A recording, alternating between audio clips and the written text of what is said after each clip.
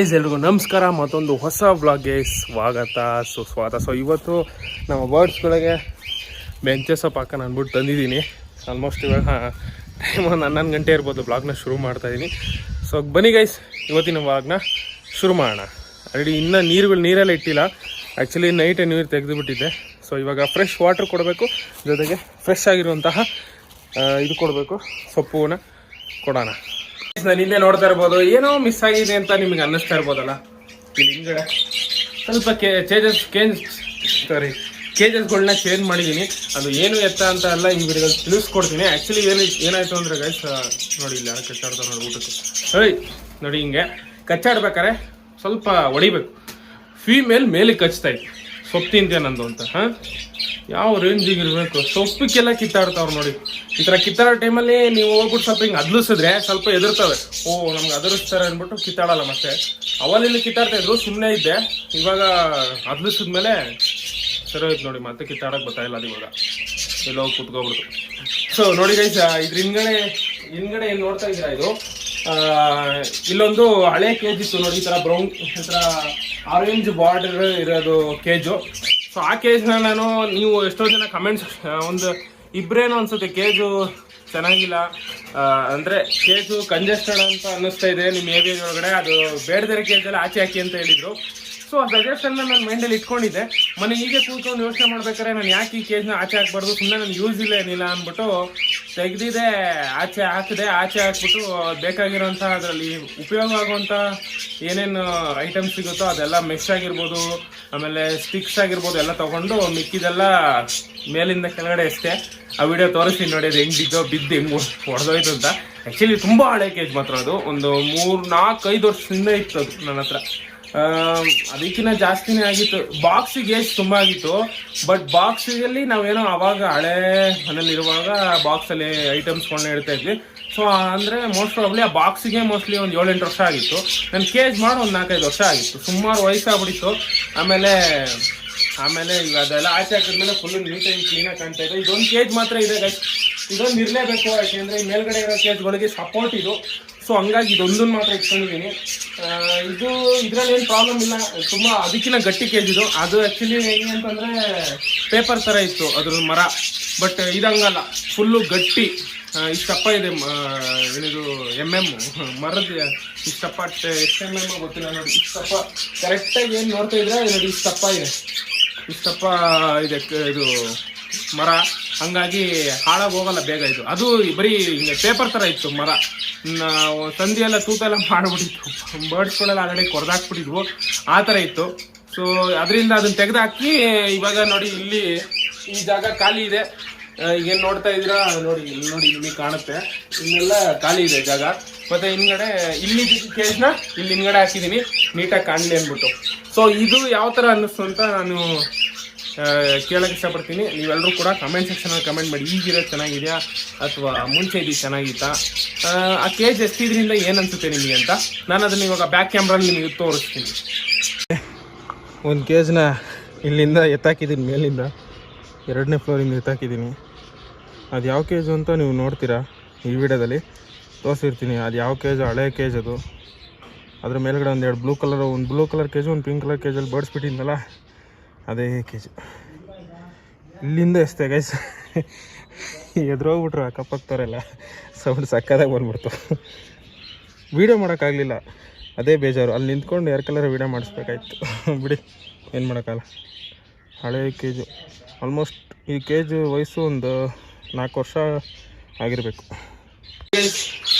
ನಾನು ಹೇಳ್ದಂಗೆ ಇಲ್ಲಿ ಒಂದು ಕೇಜ್ ಇತ್ತಲ್ವಾ, ಈ ಥರದ್ದು, ಈ ಥರ ಆರೆಂಜ್ ಕಲರ್ದು ಒಂದು ಕೇಜ್ ಇತ್ತು ಇಲ್ಲಿ ದೊಡ್ಡದು. ಸೊ ಆ ಕೇಜ್ನ ಎಷ್ಟಾದ್ಮೇಲೆ ನೋಡಿ ಎಷ್ಟು ಜಾಗ ಫ್ರೀ ಆಗಿದೆ. ಈ ಸೊಪ್ಪಾಕಿದೆಲ್ಲ, ಸೊಪ್ಪಾಕಿದೆ ಇವತ್ತು ನೋಡಿರ್ತೀರಾ, ಸ್ಟಾರ್ಟಿಂಗೆಲ್ಲ ತೋರಿಸಿದೆ. ಸೊಪ್ಪುಗಳು ತಿಂದ್ಬಿಟ್ಟು ಸ್ವಲ್ಪ ಚೆಲ್ಲಿದೆ ಹಾಕೋ ಟೈಮಲ್ಲಿ ನೋಡಿ. ಈ ಜಾಗ ಫುಲ್ಲು ಫ್ರೀ. ಈ ನಮ್ಮ ಏರಿಯಾ ಒಳಗಡೆ ಜಾಗನೇ ಇರಲಿಲ್ಲ, ಇವಾಗ ಒಂದು ಸ್ವಲ್ಪ ಜಾಗ ಸಿಕ್ತು. ಇವಾಗ ಇಲ್ಲೂ ಒಂದು ಕೇಜ್ ಹಾಕ್ಬೋದು. ಸೊ ನಾನೇನು ಮಾಡಿದೆ, ಈ ದೊಡ್ಡ ಕೇಜ್ ಕೆಳಗಡೆ ಹಾಕಿದೆ. ಬ್ಲೂ ಕಲರ್ ಕೇಜ್ ಏನು ನೋಡಿರ್ತೀರ, ಇಲ್ಲಿತ್ತು ಬ್ಲೂ ಮತ್ತು ಪಿಂಕು, ಅದನ್ನು ಬ್ಲೂ ಕಲರ್ ಕೆಳಗಡೆ ಹಾಕ್ಬಿಟ್ಟು, ಆ ಬ್ಲೂ ಕಲರ್ ಕೇಜು ತಡೆಯಲ್ಲ ಈ 4 ಕೇಜ್ಗಳ ಸ್ಟ್ರೆಂತ್. ಸೊ ಹಂಗಾಗಿ ಅದರ ತುದಿ ಈ ಎಂಡಿಂದ ಈ ಎಂಡ್ವರೆಗೂ ನಾನು ಮರದ ಪೀಸ್ನ ಕೊಟ್ಟಿದ್ದೀನಿ, ಆ ಮರದ ಪೀಸ್ ಮೇಲೆ ಇಟ್ಟಿದ್ದೀನಿ. ಸೊ ಹಂಗಾಗಿ ಸ್ಟಿಪ್ ಆಗಿ ಕೂತಿದೆ. ಕೆಳಗಡೆ ಮಾಮೂಲಿ ಪೈಂಟ್ ಬಾಕ್ಸ್ ಹೈಟ್ ಇರಲೇಬೇಕಲ್ಲ, ನಮ್ಮ ಕಾಲು ಕಾಣಬಾರ್ದು ನಮ್ಮ ಬರ್ಡ್ಸ್ಗಳಿಗೆ. ಸೊ ಹಂಗಾಗಿ ನೋಡಿ ಗೈಸ್, ಇವಾಗ ಈ ಥರ ಕಾಣುತ್ತೆ. ಫುಲ್ಲು ಎವರಿ ಟೂರ್ ಒಂದ್ಸರಿ ಮಾಡಬೇಕು.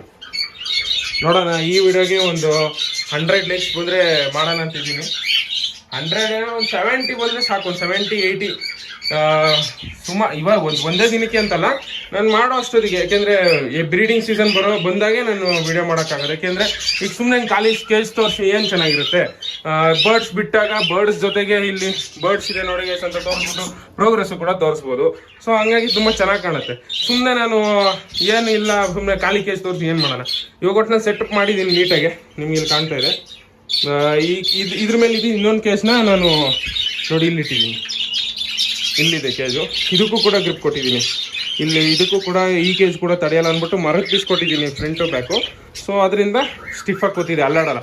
ಇಲ್ಲ ಅಂದಿದ್ರೆ ದೊಂಕ ಬಂಕ ಅಲ್ಲಾಡುತ್ತೆ, ಮತ್ತು ಕೆಳಗಡೆ ಬರ್ಡ್ಸ್ಗೂ ತೊಂದರೆ. ಆಮೇಲೆ ಈ ಕಬ್ಬಣ ಕಟ್ಟಾಗೋ ಚಾನ್ಸಸ್ ಜಾಸ್ತಿ. ನೋಡಿ ನೀರೇ ಅಲ್ಲಾಡ್ತಿದೆ ಸುಮ್ಮನೆ ಮುಟ್ಟಿದ ತಕ್ಷಣ. ಸೊ ಹಂಗಾಗಿ ಇವತ್ತಿನ ಕಮೆಂಟ್ ಸೆಷನ್ಗೆ ಹೋಗೋಣ. ಒಂದಷ್ಟು ಕಮೆಂಟ್, ಆ್ಯಕ್ಚುಲಿ ಸುಮಾರು ಕಮೆಂಟ್ಗಳು ಬಂದಿದೆ. ಒಂದಷ್ಟು ಕಮೆಂಟ್ಸ್ಗಳಿಗೆ ಉತ್ತರ ಕೊಡೋಣ, ಯಾಕೆಂದರೆ ತುಂಬ ಲೆಂತ್ ಆಗ್ಬಿಡುತ್ತೆ ವಿಡಿಯೋ. ಇವತ್ತಿನ ಮೊದಲನೇ ಕಮೆಂಟ್ ಬಂದ್ಬಿಟ್ಟು ಕುಮಾರ್ HB ಅವ್ರು ಕಮೆಂಟ್ ಮಾಡಿರೋದು. ಸೂಪರ್ ಬ್ರೋ ಅಂತ ಹೇಳಿದ್ದಾರೆ, thank you so much bro. Next Radha Preethu ಅವರು ಕಮೆಂಟ್ ಮಾಡಿರೋದು. ಬ್ರೋ ಬಜ್ಜೀಸ್ ಪೇರ್ ಆಗಿ 2 ವೀಕ್ಸ್ ಆಯಿತು, ಇವಾಗ ಫೀಮೇಲ್ ಬರ್ಡ್ ಮೇಲ್ ಆಯಿತು. ಏನೋ ಅರ್ಥನೇ ಆಗಿಲ್ಲ, ಇದು ಸ್ವಲ್ಪ ಏನೋ ಮಿಸ್ಟೇಕ್ ಆಗಿದೆ ಟೈಪಿಂಗು. ನೀವು ಮತ್ತೆ ಕಮೆಂಟ್ ಮಾಡಿ, ಅದು ನನಗೆ ಅರ್ಥ ಆಗ್ತಾ ಇಲ್ಲ. ಬರೀ ನನಗೆ ಅರ್ಥ ಆಗಿದ್ದು 2 ವೀಕ್ಸ್ ಆಗಿದೆ ಪೇರ್ ಆಗಿ ಅಂತ ಹೇಳಿದ್ದೀರಾ. ಪೇರ್ ಆಗಿ ಅಂತಂದರೆ ಹೇಗೆ ನೀವು ಕನ್ಫರ್ಮ್ ಮಾಡ್ತೀರ ಅಂತಂದರೆ, ಅದು ಪೇರ್ ಆದಮೇಲೆ ಡೈಲಿ ಬೆಳಗಿನ ಸಂಜೆವರೆಗೂ ನೀವು ಅಬ್ಸರ್ವ್ ಮಾಡಿದಾಗೆಲ್ಲ ಅಟ್ಲೀಸ್ಟ್ ಅದಕ್ಕೆ ಫೀಡ್ ಮಾಡಬೇಕು ಫುಡ್ನ, ಫೀಮೇಲ್ಗೆ ಮೇಲು. ಸೊ ಅವಾಗ ಕನ್ಫರ್ಮ್ ಪೇರ್ ಅಂತ ನೀವು ಹೇಳ್ಬೋದು. ನೆಕ್ಸ್ಟ್ ಬ್ರೋ, ನಂದೊಂದು ಕ್ವಶನ್ ಪ್ಲೀಸ್ ಆನ್ಸರ್ ಮಾಡಿ.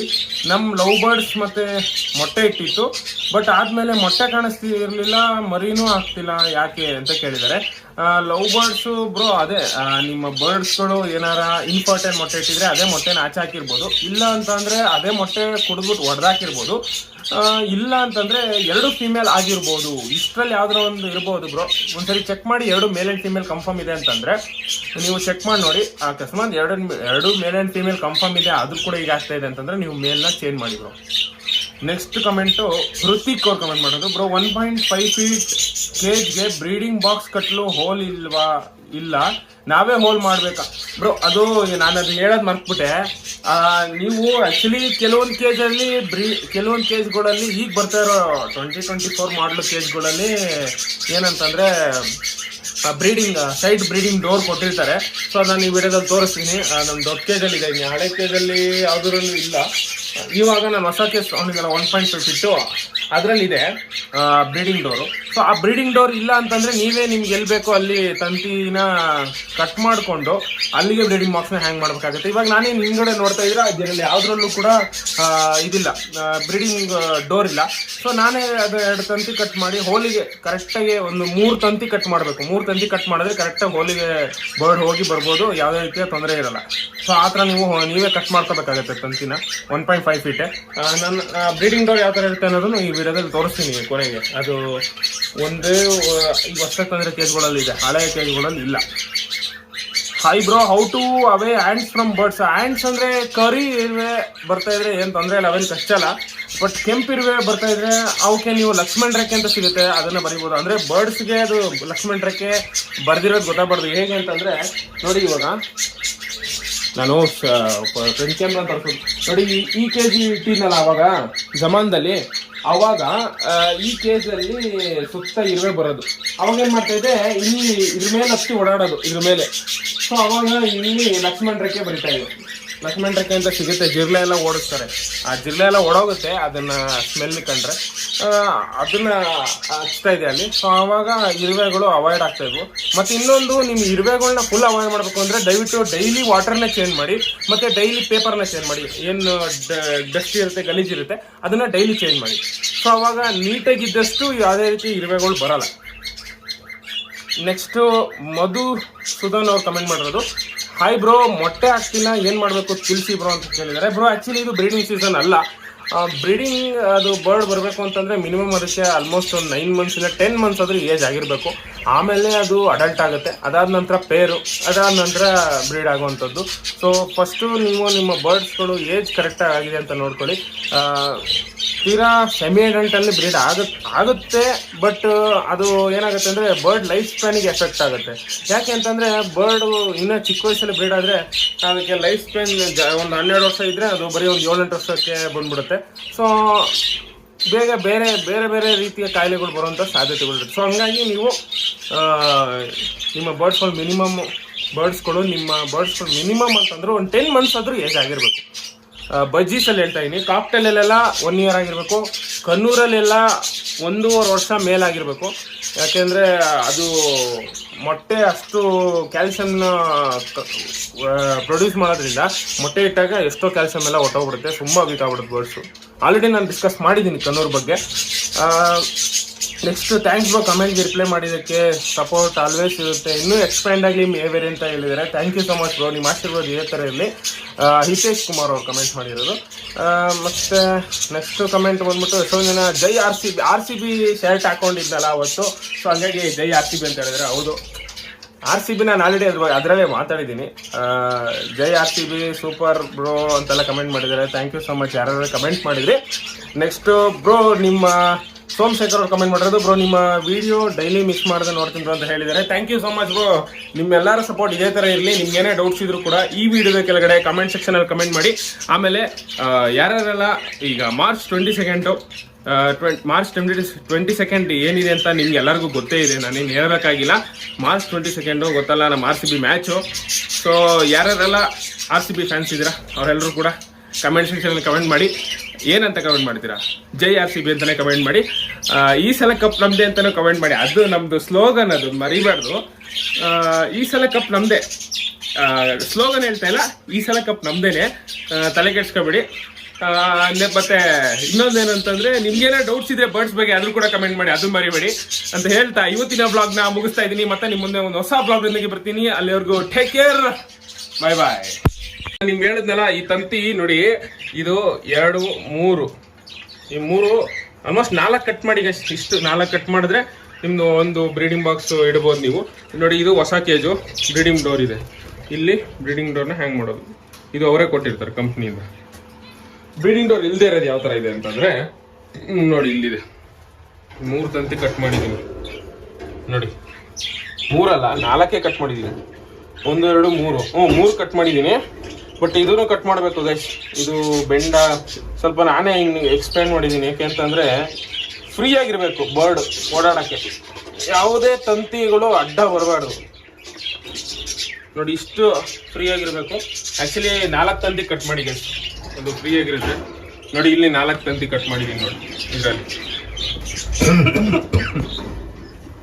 ನೋಡಿ 1, 2, 3, 4 ತಂತಿ ಕಟ್ ಮಾಡಿದ್ದೀನಿ. ಸೊ ನಿಮ್ಮ ಕೇಸ್ಗಳಲ್ಲಿ ಏನಾರ ಬ್ರೀಡಿಂಗ್ ಡೋರ್ ಇಲ್ಲ ಅಂತಂದ್ರೆ ನೀವು ಇದರ ತಂತಿ ಕಟ್ ಮಾಡಿ ನೇತಾಕ್ಬೇಕಾಗುತ್ತೆ.